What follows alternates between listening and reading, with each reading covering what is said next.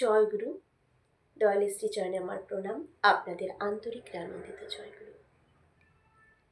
মৃত শয্যায় তার সন্তানকে ফেলে রেখে চললেন ঠাকুরের আহ্বানে দেওঘর ঠাকুর বাড়িতে। কি ঘটল সেই সন্তানের, আসুন সেই ঘটনাটি আজকে শেয়ার করছি, আমরা সবাই মিলে শ্রবণ করি।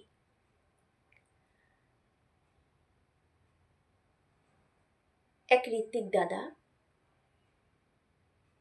সে একটা সময় ঠাকুরকে সেভাবে বিশ্বাস করতেন না। তারপর ধীরে ধীরে ঠাকুরের সান্নিধ্যে থাকতে থাকতে ঠাকুরের প্রতি তার অগাধ ভালোবাসা জন্মায় এবং সে পরবর্তীতে ঋত্বিকও হয়ে যান। তারই ঘরে তার পুত্র সন্তান প্রচণ্ড ডিপথেরিয়া হয়েছিল। ডাক্তার বাড়িতে নিয়ে আসা হয়, এমবিবিএস ডাক্তার। সেই ডাক্তার দেখে তাকে বলেন যে যে পরিস্থিতি হয়ে গেছে তার যে কোনো সময় মৃত্যু হতে পারে, তাকে হসপিটালে ভর্তি করতে বললেন। কিন্তু সে সন্তানের যে দাদু মানে ঠাকুরদা যে ছিলেন, তিনি বললেন যদি মরে তো আমার চোখের সামনেই মরুক, হসপিটালে পাঠাবো না। যাই হোক, সেই অবস্থায় ডাক্তার রয়েছেন, এইদিকে এই প্রাণ যায় যায় অবস্থা, পুত্র বিছানায় শয্যাশায়ী।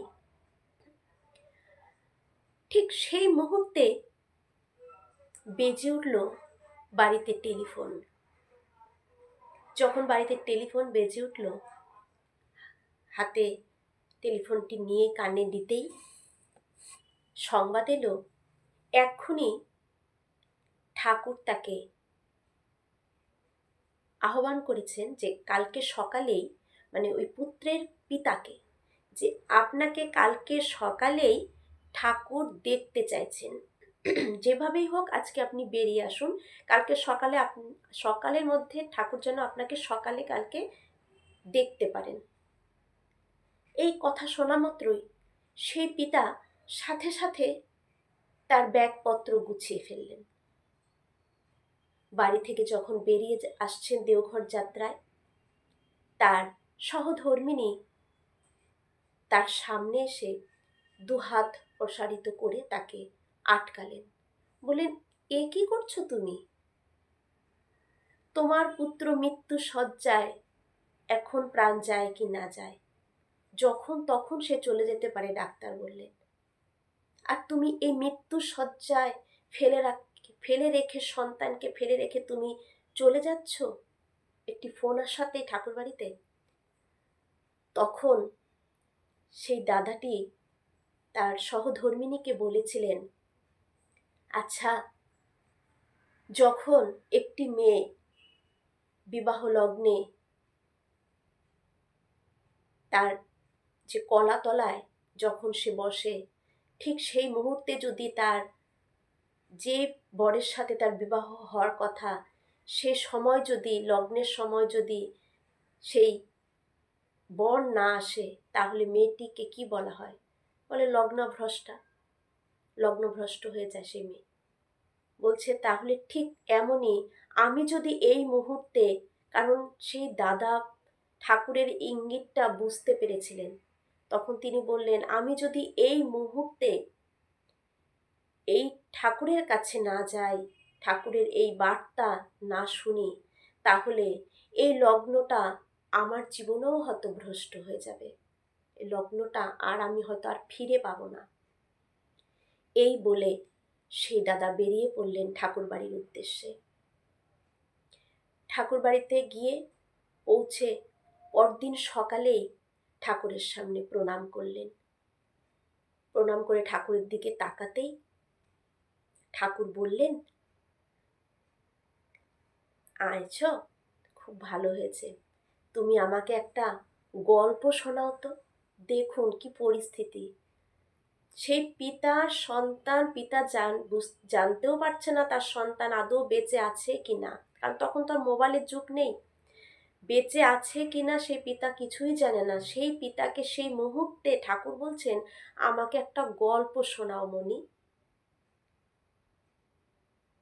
তখন সেই পিতা ঠাকুরের দিকে আকুলভাবে তাকিয়ে থাকলেন আর মনে মনে ভাবছেন,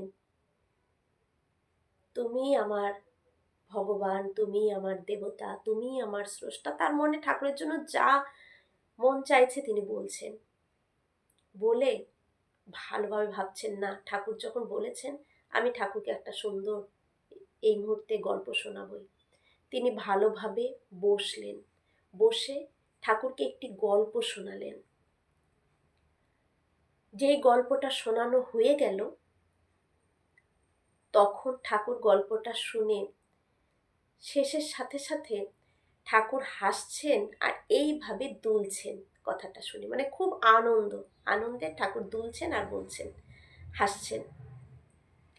ঠিক ঠাকুর দোলা হাসা শেষ হয়ে যাওয়ার পর সেই দাদাকে বললেন, যাও একটু বাড়িতে একটা টেলিফোন করে আসো, একটু খবর নেও বাড়ির। সেই দাদা তখন গিয়ে বাড়িতে ফোন করলেন। ফোন করার পর তিনি শুনতে পারলেন তার সন্তান, তার যে মৃত্যু শয্যায় যে সন্তান, সে পুরোপুরি সুস্থ হয়ে গেছেন।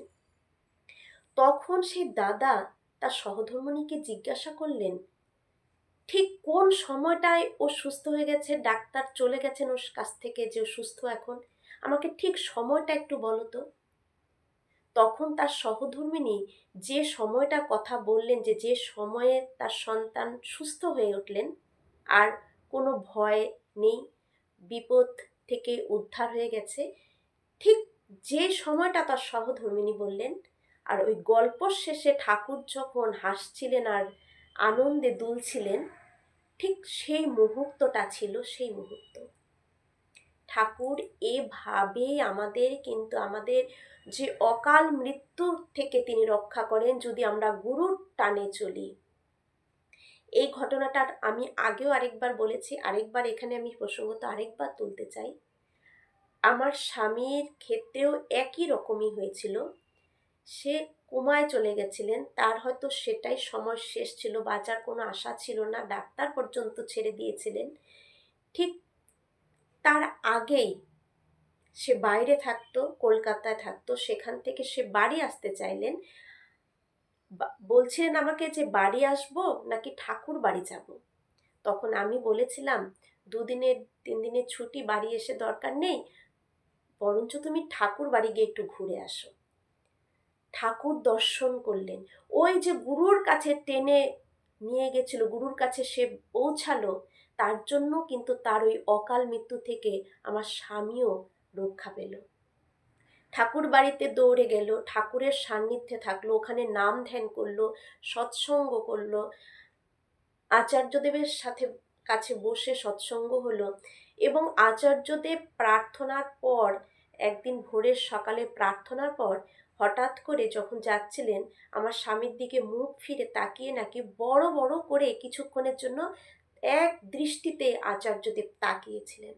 সেই দৃষ্টিতে আমার স্বামী আর আচার্যদেবের তাকাতে পারেনি। আমার স্বামী ভেবে চোখটাকে বন্ধ করে দিলেন, ভয় পাচ্ছিলেন যে আমি কি করলাম, কেন বা আমার দিকে তাকিয়ে আছেন এভাবে চোখ বড় বড় করে। তার মৃত্যুটাকে শুষে নিলেন। এভাবেই আমাদের কিন্তু রক্ষা করেন। আমরা এরকম অনেক ঘটনা জানি, শুনেছি যে গুরুর কৃপা থাকলে সব কিছু থেকে আমরা উদ্ধার পেতে পারি। সবাই ঠাকুরকে নিয়ে চলুন, আচার্য পরম্পরাকে বিশ্বাস করে মাথায় নিয়ে চলুন, মঙ্গল হবেই হবে সবার জন্য জীবনে। জয় গুরু।